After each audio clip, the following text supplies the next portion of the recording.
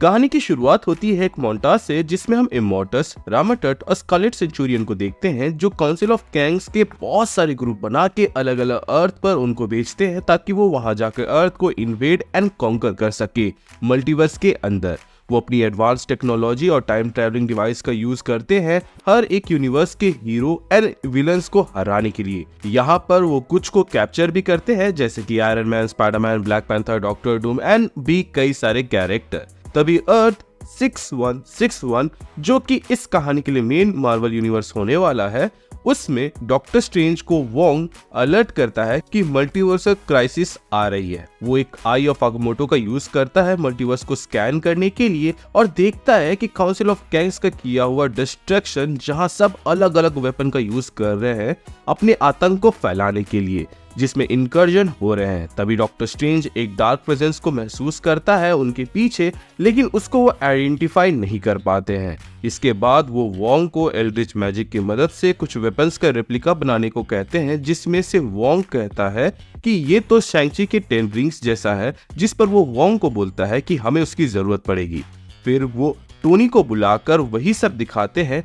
तो यहाँ पर टोनी कहता है कि ये जो बैंगल्स है मैंने मिस मार्वल के पास देखा हुआ है। असल में मैं एक ऐसा सूट बनाना चाह रहा था जो कि हार्ड लाइट से बना हो एंड इमेजिनेशन ही उसकी लिमिट हो। तो कैप्टन मार्वल ने मुझे इन बैंगल्स के बारे में बताया था जिनकी प्रॉपर्टीज सिमिलर थी। टोनी सजेस्ट करता है कि अगर थ्रेट इतनी बड़ी है तो हमें रीग्रुप करना होगा एंड वो सबको एवेंजर्स हेडक्वार्टर बुलाता है, जहां वो सबसे पहले कैप्टन मार्वल को बुलाता है क्योंकि उसी के साथ फोटोन एंड मिस मार्वल थी जिनके पास वो बैंगल्स थे। फिर हम हल्क को देखते हैं जो कि स्कार के साथ मिलकर एक प्लेनेट में मॉन्स्टर से लड़ रहा होता है। वहां पर वोंग आकर कहता है कि इस बार दुश्मन अर्थ नहीं बल्कि पूरे यूनिवर्स को टारगेट कर रहा है, तो तुम्हें हमारे साथ चलना होगा। जिस पर स्कार यानी कि हल्क का बेटा कहता है कि मैं यहाँ संभाल लूंगा डैड, आप जाओ। जिस पर वोंग कहता है कि स्कार, मैं तुम्हारी मदद के लिए कुछ मॉन्स्टर्स यहाँ समन कर देता हूँ। ये हल्क जितना स्ट्रॉन्ग तो नहीं है बट काम आ जाएंगे। इसके बाद हल्क अर्थ पहुंचता है, जहां पर वो वोंग से पूछता है कि क्या तुम जन को भी बुला रहे हो। जिस पर वोंग कहता है कि हम जंग पर जा रहे हैं, कोई केस लड़ने नहीं, तो यहाँ पर उसकी जरूरत नहीं है। जिस पर हल्क कहता है कि वो काम आ सकती है। जिस पर टोनी पीछे से आकर कहता है कि फिलहाल तो मुझे बैनर की जरूरत है, तो क्या तुम नॉर्मल फॉर्म में आकर मेरे लैब चलोगे। जिस पर हल्क बैनर बन जाता है एंड टोनी को पूछता है कि क्या माजरा है। यहाँ एक चीज क्लियर कर दूं कि इस यूनिवर्स में हल्क एंड बैनर की मस्त डील है कि जहाँ जिसकी जरूरत पड़ेगी वो वहाँ आ जाएगा, ना कि एमसीयू के जैसे प्रोफेसर हल्क है। इसके बाद डॉक्टर स्ट्रेंज सैम विल्सन, जो कि इस यूनिवर्स का कैप्टन अमेरिका है, उसको एसओएस भेजते हैं, जिसके साथ मिशन पर बकी बार्न्स और वॉकिन टॉरस होता है, जो कि इस यूनिवर्स का फाल्कन है। वो थॉर को भी एक मैसेज भेजते हैं, जो कि न्यू एसगार्ड में वैल्क्री, कॉर्ग एंड मीक के साथ रहता है और उसको जल्दी वहाँ आने के लिए कहता है। एवेंजर्स हेडक्वार्टर के एक लैब में हम देखते हैं कि Tony and banner miss Marvel के बैंगल को एनालाइज कर रहे होते हैं कि तभी वहां पर डॉक्टर स्ट्रेंज आते हैं अमेरिका चावेस को लेकर एंड बताते हैं कि अगर हमें मल्टीवर्स में ट्रैवल करना है तो हमें एक ऐसे बंदे की जरूरत जरूर पड़ेगी जो कि मल्टीवर्स में पोर्टल खोल सकती है and she is the person. जिसके बाद मैजिक एंड साइंस बडीज मिलकर एक ऐसा डिवाइस बनाते हैं जो कि मल्टीवर्स में जाने का रास्ता खोल सकते हैं। यहाँ पर डॉक्टर स्ट्रेंज कहते हैं कि उन्हें अलग अलग यूनिवर्स में जाकर काउंसिल ऑफ कैंग्स का बेस ऑफ ऑपरेशन को ढूंढना होगा, जिससे वो मेन बेस का पता लगा सके। जिसके बाद उन्हें उस मेन बेस को डिस्ट्रॉय करना है, जो कि कहीं भी हो सकता है इस मल्टीवर्स में।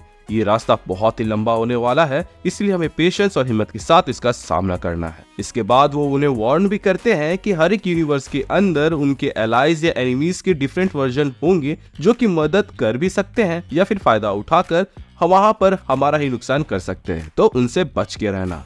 हर एक एवेंजर अलग अलग पोर्टल में एंटर करते हैं और वो वेरियस यूनिवर्सेस में ट्रैवल करते हैं, जहां वो काउंसिल ऑफ कैंग के फोर्सेस से लड़ना शुरू कर देते हैं, जहां पर भी उनका सामना होता है। इसी बीच डॉक्टर स्ट्रेंज एक इमरजेंसी कॉल करते हैं एंड सबको उनके यूनिवर्स में आने के लिए कहते हैं पोर्टल खोलकर। जिस पर captain America and iron man कहते हैं कि हम जिस यूनिवर्स में है वहाँ लड़ाई चल रही है। जिस पर डॉक्टर स्ट्रेंज बोलते हैं कि हम फिलहाल सबको नहीं बचा सकते एंड काउंसिल ऑफ कैंग अगर सक्सेसफुल हुए तो किसी को भी नहीं बचा पाएंगे। एक बार हम दाव पलटते तो सब कुछ पहले जैसा हम कर सकते हैं।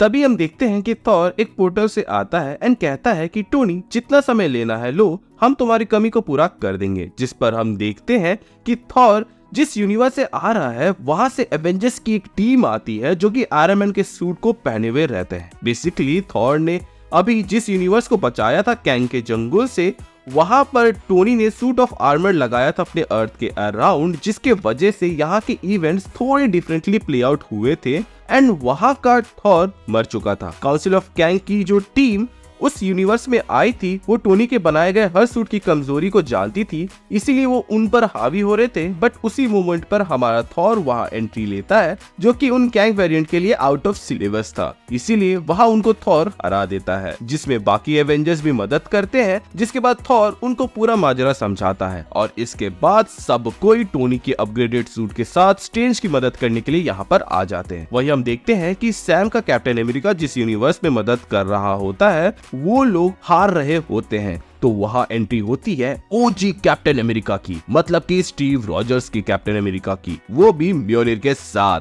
एंड वो उसका यूज करके वहां सबको बचाते हैं, ठीक वैसे ही जैसे थॉर ने इन्फिनिटी वॉर में बचाया था। बट यहाँ पर वो थॉर रैग्नारॉक के जैसे म्योनिर को यूज कर रहे थे, जैसे कि उनके पास सालों का एक्सपीरियंस है। वो म्योनिर को डायरेक्ट इस यूनिवर्स में अटैक लीड कर रहे कैंग वेरिएंट की ओर फेंकते हैं, जो कि उस कैंग वेरिएंट को नहीं लगता, क्योंकि वो कैंग अपने पावर्स की मदद से उस म्योनिर को हिट करने से पहले ही उसके सामने एक पोर्टल खोल देता है, जिससे वो म्योनिर उसको लगने छोड़ के पोर्टल में घुस जाता है और फिर वो दूसरी जगह से निकल जाता है। जिसके बाद कैप्टन म्योनिर को पीसेस में होकर अटैक करने का कमांड देते हैं, बट ये कैंग वेरिएंट उन पीसेस के भी स्पीड को मैच कर लेता है एंड कहता है कि तुम्हें क्या लगता है कि मैं जब इस यूनिवर्स के थॉर को मार सकता हूँ तो तुम तो बस एक मामूली इंसान हो।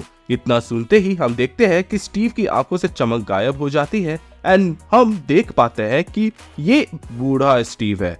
वो अपना हाथ आगे करता है जिससे ऐसा लगता है मानो वो म्योनिर को समन कर रहा हो, बट ये कैंग वेरिएंट उस म्योनिर के टुकड़ों को एक होने ही नहीं देता है अपने पोर्टल्स को यहाँ वहां खोलकर। एंड तभी हम देख पाते हैं कि आसमान से कुछ तेजी से उस कैंग वेरिएंट की ओर बढ़ रहा होता है। कैंग वेरिएंट समझ जाता है कि इसको रोकना मुश्किल है, तो वो अपने बाकी वेरिएंट्स को कमांड देता है कि उसको रोके, और वो लोग उसको रोकने में लग जाते हैं, लेकिन वो इन सब में नाकामयाब होते हैं। इसीलिए वो उन सब को अपने आगे कर देता है और फिर हम देख पाते हैं कि आसमान से इस यूनिवर्स का म्योनिर आ रहा था, जिसको स्टीव ने ही समन किया था, जो कि काफी कैंग वेरिएंट को चीरते हुए मेन कैंग वेरिएंट के फेस के सामने आकर रुक जाता है, क्योंकि जो मेन कैंग वेरिएंट था उसने अपना सारा फोकस उसे रोकने में लगा दिया था।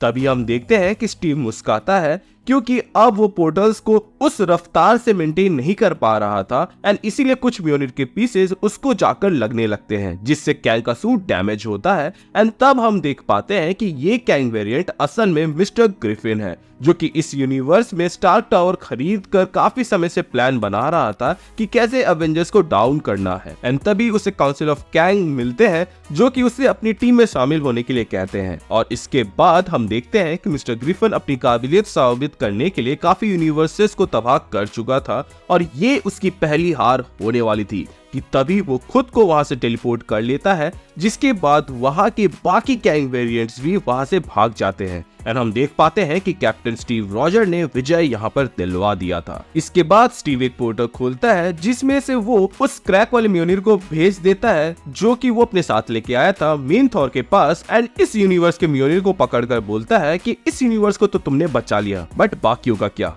उन्हें तुम्हारी जरूरत पड़ सकती है, तो क्या तुम मेरे साथ चलोगी? जिस पर वो म्योनिर क्रैकल करने लगती है एंड फिर स्टीव को थॉर के जैसा आर्मर पहना देती है। फिर हम कैमरा को जूम आउट होते हुए देखते हैं और फिर हम देख पाते हैं कि काउंसिल ऑफ कैंग के मेन लीडर मतलब कि रामाटट, स्कारलेट सेंचुरियन एंड इमॉर्टल्स के सामने मिस्टर ग्रिफिन आता है एंड वो कहता है कि अर्थ 601 को कॉन्कर करने में वो नाकाम रहा, क्योंकि वहां कुछ वेरिएबल्स आ गए थे जिनको उसने एक्सपेक्ट नहीं किया था। पहली बारी में जब कैप्टन अमेरिका सैम आया था तो उसको तो मैंने हैंडल कर लिया था, बट जो म्योनिर के साथ बुढ़ा स्टीव आया था उसको हैंडल करने में दिक्कत हुई। तभी वहां दूसरा कैंग वेरिएंट आकर कहता है कि जिस यूनिवर्स में वो गया था वहां पर थॉर मर चुका था, लेकिन पता नहीं कैसे वहां पर एक दूसरा थॉर था, वो भी स्टॉर्म ब्रेकर के साथ, जिसने बाजी पलट दी। जिस पर स्कारलेट सेंचुरियन नजर डालता है तो उसे पता चलता है कि ये अड़चन डालने वाले एवेंजर्स अर्थ 1616 से बिलोंग करते हैं,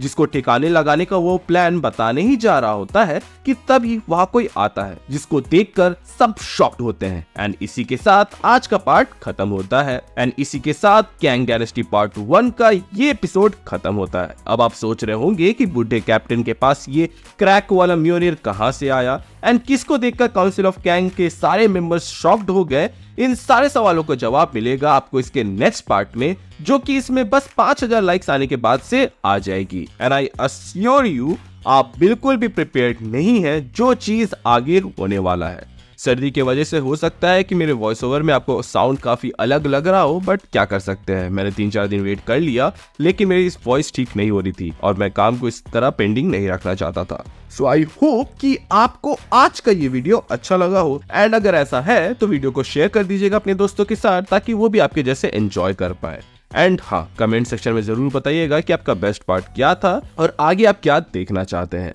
इसके अलावा अगर आप चैनल पे नए हैं तो चैनल को सब्सक्राइब कर दीजिएगा एंड अगर आप पुराने हैं तो प्लीज चेक कि आपने बेल आइकन दबाया है या नहीं। अगर आपने दबा दिया है तो वेल एंड गुड, और अगर आपने नहीं दबाया है तो उसे दबा दे ताकि जब भी मैं कोई वीडियो डालूं उसका नोटिफिकेशन आपको जाए। इसके अलावा हमारे चैनल का एक छोटा सा मोटो है जो कि है लोगों की मदद करे, अपना ख्याल रखे एंड कीप मूविंग फॉरवर्ड का रट लगाकर आगे बढ़ते जाए।